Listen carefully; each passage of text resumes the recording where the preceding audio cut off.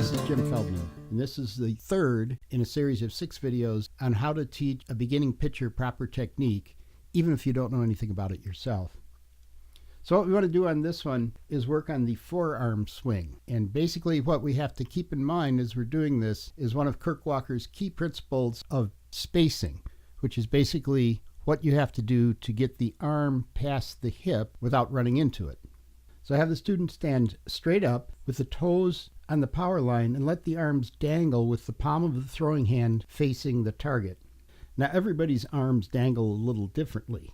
It is up to you as a coach to find the best way to use the natural dangle to accomplish several things. First, the elbow must have clear space to get past the hip as you start to swing the arm back and forth along the power line. Generally, you want to have the shoulders to be directly above the toes. Now you can have a student roll her shoulders forward a little bit in kind of like a slouching position, or you can have the student bend slightly at the waist, or some combination of those. Whatever is comfortable for the student so that she can repeat that position every time. Next, the hand should be on the power line.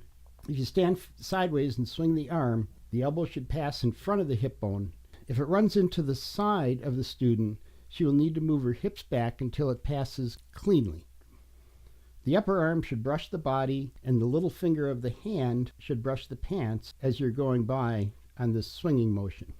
The hand should never be away from the body as it swings by. Experiment in some ways of doing this, but don't move on until that swinging motion has all of those points covered. Next, without letting the upper arm leave contact with the body, pull the hand up as if you're going to shake somebody's hand that is standing on the power line right behind you. As the forearm comes up, the hand will naturally rotate so that the palm is facing sideways, away from the body. Allow the elbow to do the rotation. Don't twist the forearm on its way back.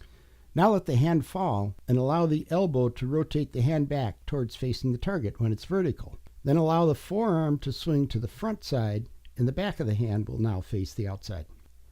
Allow that to swing until the motion is very relaxed.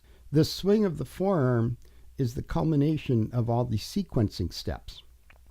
Energy is transferred through the body and ultimately into the hand, then into the ball. The elbow swinging freely allows this, kind of like the path of least resistance as the kinetic energy is leaving the body. The hand must remain above the power line the entire way. The hand coming down should look like a karate chop, not a pinball flipper, so to speak. Some students cannot physically do this due to the shape of their elbows and how it rotates. So this may require some additional little waist bending or other adjustments. These points of contact between the arm, the hand, and the body are critical to throwing a great pitch. Work on this until the student finds what works best for her. Start in the dangle position and swing the forearm back and forth so that the angle of the upper arm to the forearm is about 30 to 45 degrees on both the front and the back side of the body, while the upper arm remains in contact with the body. Don't let the elbow drift away. As you reach back, this is called elbow lead, or elbow flex, or hand lag, or some other similar term. Every great pitcher arrives at elbow connection with some hand lag, and most are in the range of 30 to 45 degrees. The arm and the elbow must never be locked out straight unless you're trying to throw a changeup of some sort. The straight arm pitcher will generally top out about 53 miles an hour. That might sound fast to a beginner, and it is fairly fast, but it is well below the potential of every pitcher. That bad habit is hard to break, and it can be a difficult task convincing a pitching student that she needs to change if she wants to reach her potential. Before the ability to properly sequence emerges in a student, it doesn't really matter from a speed perspective whether she arrives at elbow connection with 45 or 0 degrees of hand lag. So starting them very early on the concept of sequencing as it relates to the elbow will put them on a path to reach 60 by the time they finish high school, sometimes even before they enter 9th grade.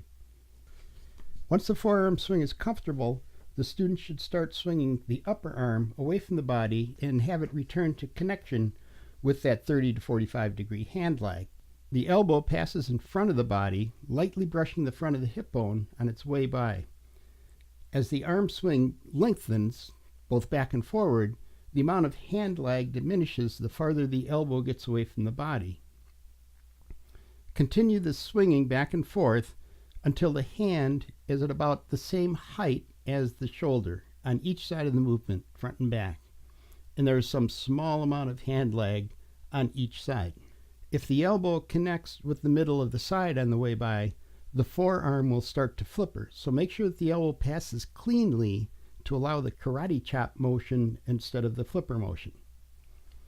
The palm of the hand needs to face out parallel to the power line on the back side, all the way down to elbow connection.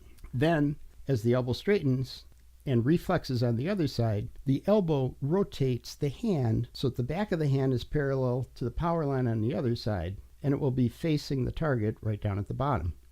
As you're swinging the hand to the front side, allow the body to rotate slightly during the follow-through phase so that it is comfortable for the arm to fully extend on the front side.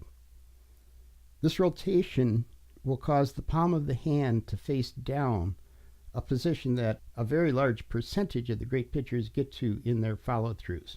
This releases the stress in the arm and the shoulder. Make sure that the student does not stop her elbow at connection and simply curl the forearm up. It is okay to extend the arm and then curl the elbow up as the arm is coming up the front side. While that's not ideal for complete releasing stress that can come from throwing 60 miles an hour, it does work fine for beginners, and many students find it to be more comfortable and repeatable. Now it's time to add a ball to the mix. The release point will become in between the legs, directly below the shoulder as the arm fully straightens. For most students, this is slightly in front of the push leg. Make sure that the stripe on the ball is clean and straight up and down. The student should not try to force her forearm to twist to face the target. This happens naturally as the elbow reduces its flex. Now remember that from the previous video, the ball rolls out of the hand and the fingers give it a little push at the end to add spin. Do not cock the wrist back, as the power of the pitch arises from the large muscles in the legs and arms as opposed to the weaker muscles in the wrist. As a student starts moving the elbow away from the body, continue to monitor the path of the ball and the orientation of the stripe. Do not try to throw the ball fast, just comfortably. It's okay to throw a little faster. Do not in any way let the student get out of alignment or start flippering the ball. So I have the student practice this arm swing motion, incorporating the elbow flex, coming down and releasing right at the bottom. This is a very critical part of being able to pitch well. The elbow, the hand, everything needs to move freely past the hip area. The ball on the back should be on the power line. It should stay on the power line all the way through until release so that the ball will go straight down the power line.